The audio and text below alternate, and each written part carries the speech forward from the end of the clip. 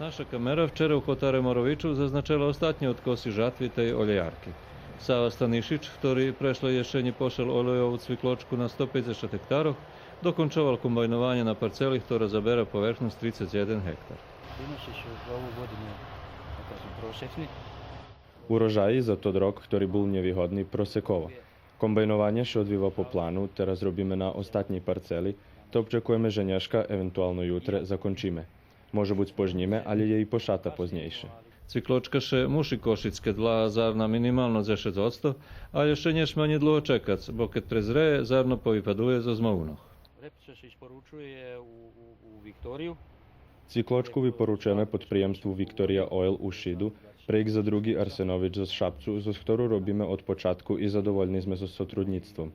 Chvíľkovo cena spadla, ruša okolo 40 dinari za kilu, a či bude vyšša, ne znam, pošvitko uvidíme.